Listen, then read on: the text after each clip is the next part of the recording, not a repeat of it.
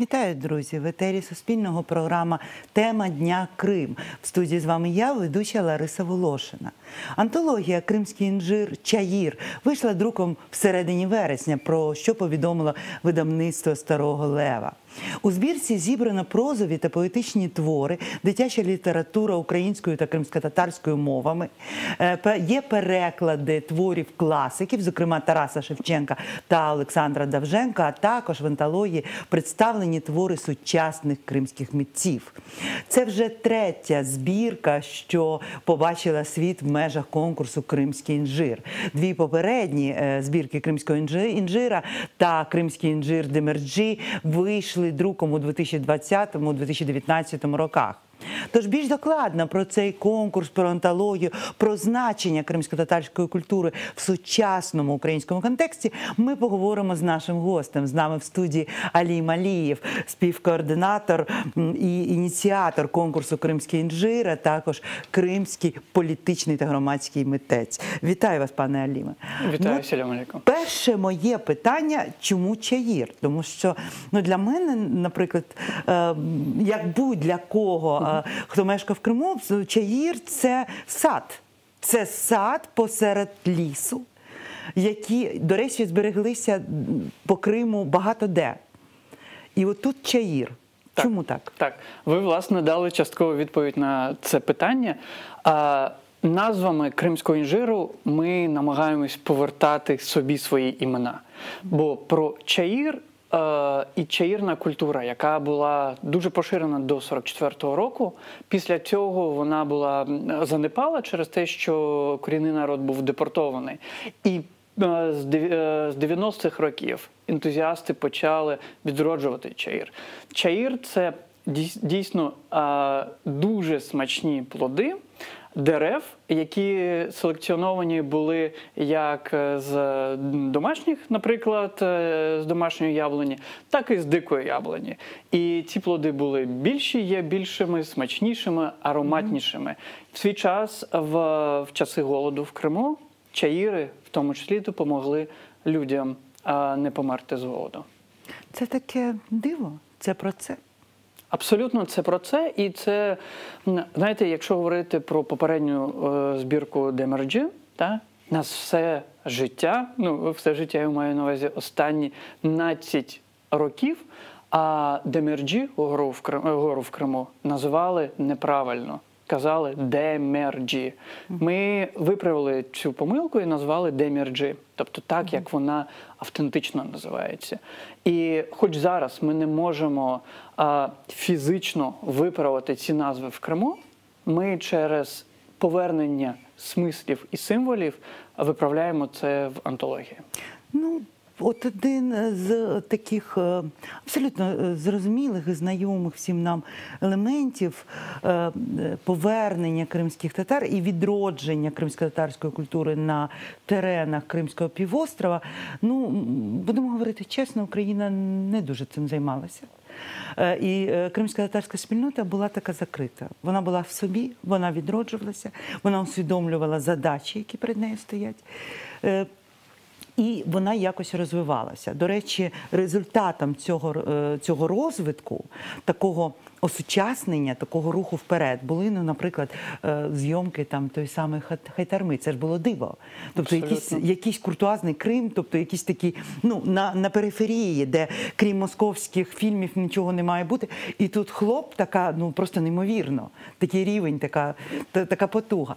І от що відбувається в Криму зараз з культурою? Наскільки кримським татарам вдається зберігати оцей поступ, цей рух вперед до майбутнього?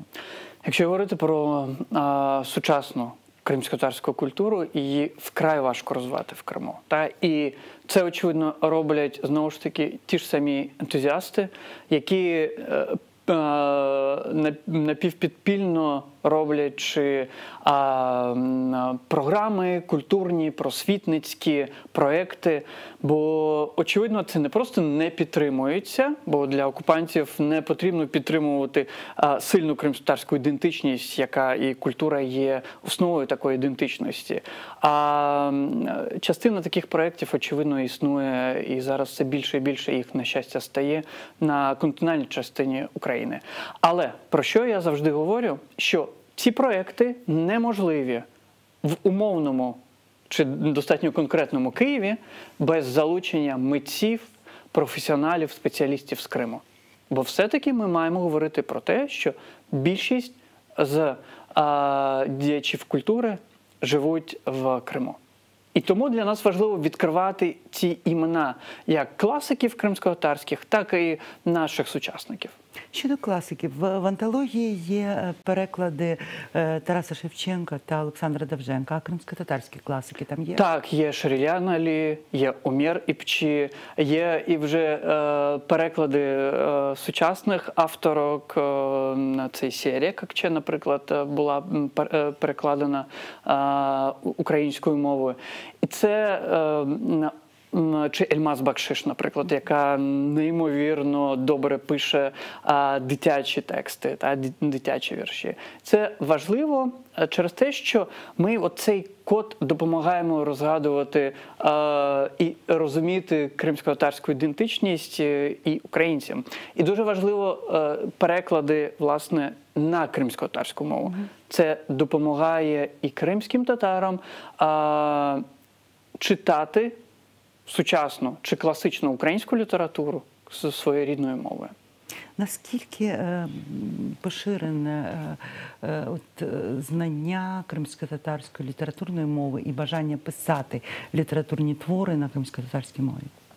Я скажу, що, наприклад, в Чаїрі декілька текстів, в декількох текстах з'являються діалекти. Один текст написаний діалектичною мовою. І це прекрасно, бо ми показуємо всю палітру кримськотатарської мови. Бо, як мінімум, у нас є 3 діалекти основні, і через ці діалекти прочитується і багатство цієї мови. А інша справа, що дійсно у нас текстів, які приходять українською мовою, набагато більше, ніж кримськотатарською мовою. Я гордий, що, наприклад, практично зі всіх регіонів Криму до нас були надіслані тексти. Але для нас також важливо, аби кримськотатарською мовою писали більше. І писали як латинкою, так і кирилицею. Зараз, станом на сьогодні, більшість текстів надсилають саме кирилицею.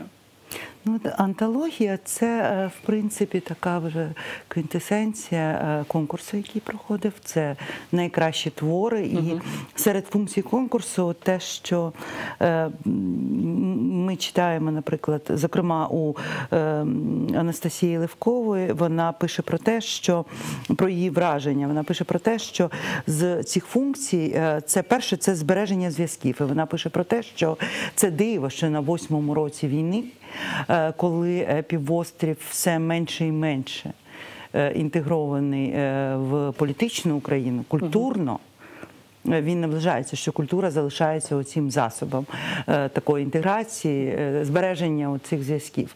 На ваш погляд, оці зв'язки, вони слабшають, вони сильнішають. Як ви можете оцінити в ретроспективі вже 4-го року? Так. Для митців дуже важливо, знаєте, залишатись вільними хоча б всередині, знаходячись в абсолютній неволі. І сьогодні, як я бачу, Кримський інжир є таким острівком свободи. Ми бачимо, як острівки свободи дуже сильно розмиваються в Криму. Через репресії, через витиснення і так далі.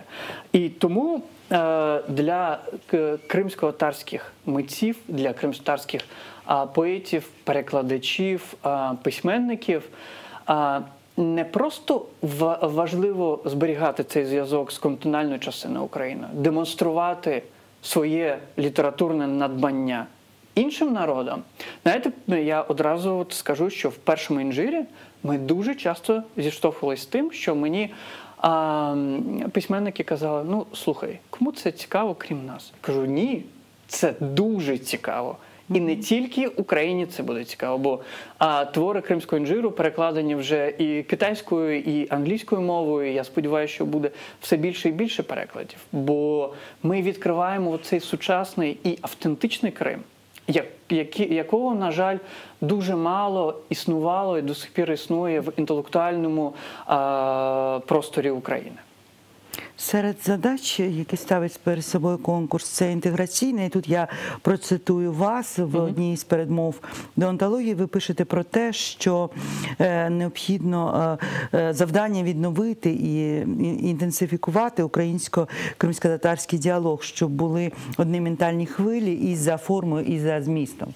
Ми розуміємо, що по більшості є дуже багато стереотипів. Щодо кримських татар, по більшості це те, що розповсюджувала радянська пропаганда. Мовляв, вони уганяли українців до рабства. І ніхто не розуміє і не хоче згадувати про те, що той же Сагайдачний, наприклад, який почав справжні репресії в Січі, почав саме через те, що козаки займалися работорговлею своїх власних соплеменників. Або, наприклад, там це кріпацтво, коли це розповсюджене жахливе явище, в тому числі і на теренах сучасної України. І теж свої торгували своїми. Це дуже просто звинуватити когось зовнішнього і сказати, це не ми. Це от там, ось вони, нехороші люди. Наскільки, на ваш погляд, коли немає усвідомлення, бажання не тільки бути жертвою тих чи інших історичних процесів, але і брати на себе відповідальність, усвідомлювати себе країною-гарантом прав унікального народу в Криму. Наскільки от на тлі от цього такого інфантилізму можливий взагалі такий діалог? Чи є в ньому потреба? Я вважаю, що якщо в нас не буде інтелектуального діалогу, якщо в нас не буде сенсовного діалогу, то нам буде все далі складніше і складніше говорити про Крим і говорити з нашими співвітчизниками, які живуть в Криму. Бо ми дійсно, і це ми визнаємо, що ми дедалі, тим далі, вибачте за тавтологію, живемо в паралельних реальностях. І ці нервові зв'язки, які через культуру, через літературу, через просвітницькі програми, вони дають нам, знаєте, вони не Крим все ближче і ближче для нас роблять зараз. Ми фізично не можемо туди поїхати, але нам важливо зберегти Крим ментально. І це правда. І коли я говорю про кримський інжир, це не тільки про класику, не тільки про літературу, це про нові наративи. Коли в нас перекладачі українські і кримськотатарські працюють поруч, разом і створюють новий продукт, коли в нас музиканти українські беруть тексти, які з'явились на кримському інжирі, і роблять з них пісні, коли ми відкриваємо не тільки сучасних кримсько-татарських поетів чи письменників з Криму, а коли ми відкриваємо сучасних поетів і письменників не кримських татар, які пишуть українською, які живуть в Криму. І ці тексти прям неймовірно сильні. Один з елементів завдань конкурсу – це консенсус, досягнення консенсусу серед кримських татар. Про що мова? Про який консенсус йдеться? Ми тут, власне, говоримо про те, що в нас є декілька напрямів нашої роботи, сенсовної, знову ж таки. Коли ми говоримо про Україно-кримськотатарський діалог, це важливий діалог. Але ми маємо говорити про кримсько-татарсько-кримськотатарський діалог. Діалог з людьми, які живуть як географічно в різних точках світу, і які мають різні бекграунди. Бо кримські татари, як будь-який народ, має різних представників. Ті, які умовно щодня роблять намаз, і ті, які ходять в мечеть 2 рази на рік по святах. Чи ті, які сьогодні читають кримсько-татарську літературу, і ті, які не знають мови. І тут ми маємо говорити не просто про яке ми спільне майбутнє бачимо завтра. Ми маємо говорити про те, яким чином ми маємо прийти до цього майбутнього. Тому, наприклад, під час фестивалю «Кримський інжир» ми беремо до дискусії дуже різні теми. Від гендерних аспектів і, наприклад, жіночого руху в радянські часи, до цього вічного діалогу батьків та дітей. Кримські татари така розділена нація в силу того етноциду і геноциду, який був вчинений щодо них Російською імперією. І це призвело до того, що більшість народу мешкає і мешкала за межами Криму. Але Крим мріє про нього, спогади про нього, цей рух на повернення, а потім рух на відродження. Він був такою точкою, яка зв'язувала фактично все це воєдине. Зараз, коли Крим окупований, чи може Київ стати, чи не Київ, чи якесь інше місце, чи це точка, чи це віртуальна точка? Що може стати такою точкою для поєднання всіх? Крим. Знову Крим. І люди, я не люблю узагальнювати, але от за моїм відчуттям, люди, які можуть жити в Вашингтоні, жити в Ташкенті, чи жити в Києві, і для яких Крим – це є не просто земля, чи не просто сьогодні зона конфлікту, чи окупована територія, а є батьківщина. Бо, я кажу, що в нас Крим тече по венах. Так? Де б ти не був, я там їду, я знаю, що і у вас таке, коли ми їдемо і ми бачимо всюди, навіть в природі, ми знаходимо свій Крим. Бо це не можна відділити і розділити. Бо це настільки пуповинний цей зв'язок, який спрацьовує і працює все життя. Він просто зараз загострився. Коли в нас, в частини людей, відняли можливість поїхати до себе додому. А в частини відняли можливість бути господарями, власне. Так. І коли я кажу «додому», я маю на увазі в метафізичному сенсі. Так? Поїхати на цю землю, де ти себе відчуваєш максимально щасливим. Ну і тут основна задача не просто повернення Криму і повернення в Крим, а все ж таки повернення якесь більш таке глибинне, більш таке глобальне, тому що ми говоримо про повернення в вільні часи, які були дуже-дуже давно, в яких Крим був такою унікальною перлиною, просто в прямому сенсі. І тому мене зацікавило те, що тексти, які перекладені, вони частково йдуть кирилицею, а частково латиницею. Так. Чому так? Ми спеціально не виправляли чи не переводили на латинку.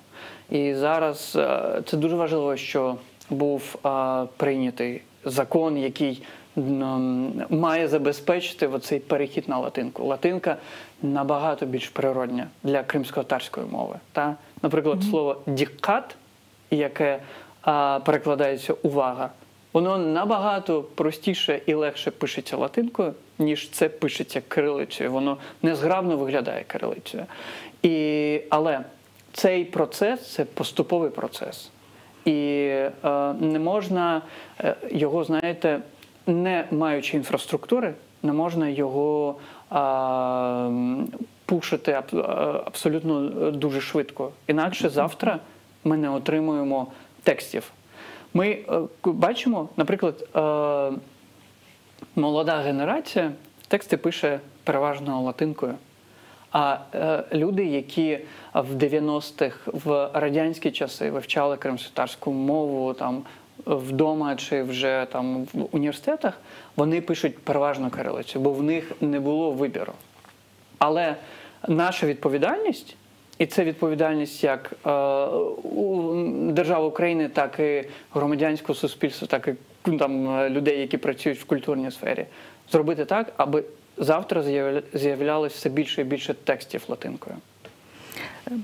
Ще один з моментів, про який я хотіла з вами все ж таки поговорити перед тим, як перейти до анонсування наступного конкурсу, це ті ті такі дуже дивні промови, які звучать зараз з Криму щодо переходу, щодо затвердження переходу на латинку, тому що насправді це рішення було прийнято ще в 91-93 роках. Так. Це довгий процес реформи, які окупанти зупинили. І отут в мене вже політичне питання, тому що одним з рішень, в тому числі і ЄСПЛ або Міжнародного кримінального суду, була директива до Російської Федерації поновити можливість навчатися рідною мовою кримськотатарською в Криму. І от виникає питання, якщо навіть вони поновлять, це ж буде кирилиця. Очевидно. А Україна затвердила латинку. То як це буде виглядати? Тобто окупанти що? Щоб виконати рішення суду, вони тепер теж мають перейти на латинку? Для окупантів важливо умовно зберігати навіть кримсько-татарську мову в російській парадигмі. І це парадигма, очевидно, кирилиці. І вони будуть робити все, аби придушувати намагання десь переходити на латинку. Бо це для них, очевидно, трактується як політичний крок. Для нас це природній крок, для них це політичний. Але я хочу нагадати, що кримські татари достатньо суб'єктні, аби брати відповідальність, вибачте, за свою мову. Ну, безумовно, і це ж мова йде і про інтеграцію в інші тюркські мови, це про об'єднання якогось культурного і політичного, до речі, простору. Так. Наступний конкурс вже проходить, вже в липні було заявлено про те, що що можна надсилати твори, їх прийом робіт буде тривати до 31 жовтня цього року. Серед номінантів конкурс проводиться в декількох номінаціях: проза про Крим українською мовою, проза кримськотатарською мовою, поезія про Крим українською, поезія кримськотатарською, дитяча література, а також переклад художніх творів з української на кримськотатарську та навпаки. Так. І от тут питання, вже майже вже дедлайн. Скільки на сьогоднішній момент надійшло робіт? Чи це більше, чи це менше? Як ви оцінюєте сьогодні? Через те, що я як член журі конкурсу, ми не можемо це анонсувати до того, як конкурс закінчиться. Я знаю, що роботи надходять. Всі члени журі отримують роботи в закодованому вигляді, аби цю якусь абсолютно суб'єктивне бачення чи через прізвища, через роботи просто відкинути. Але я хочу закликати наших глядачів і глядачок подавати свої тексти. Якщо ви пишете про Крим українською чи кримськотатарською мовою, надсилайте. Якщо ви перекладаєте, надсилайте, бо це важливо не тільки для вас, як для поета чи письменника, бо це розвиває. Це важливо для ширшого цього діалогу, як серед кримських татар, так і серед України загалом. Ну, це дуже важливо для нас, для тих, хто виїхав з території Криму і хто залишився в Криму. Для всіх. Я зараз безвідносно до етнічного походження. Тому що важливо відчувати динаміку. Важливо відчувати збільшення цікавості. Це той момент, коли кількість. Я дуже, пишаюсь тим, що багато українських інтелектуалів включились в Кримський інжир, які підтримують, які допомагають організовувати і сам фестиваль, і які надсилають свої роботи.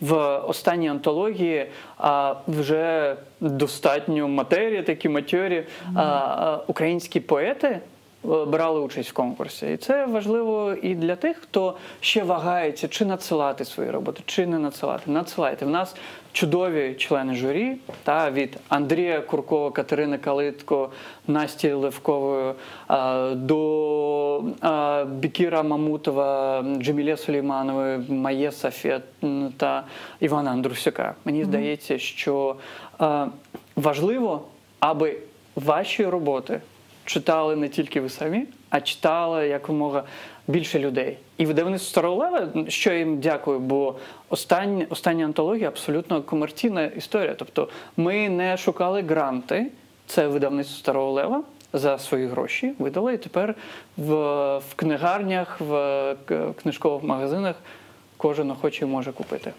Ну, от я читаю, що в третьому випуску антології публікується проза Сервєра Мустафаєва, Так.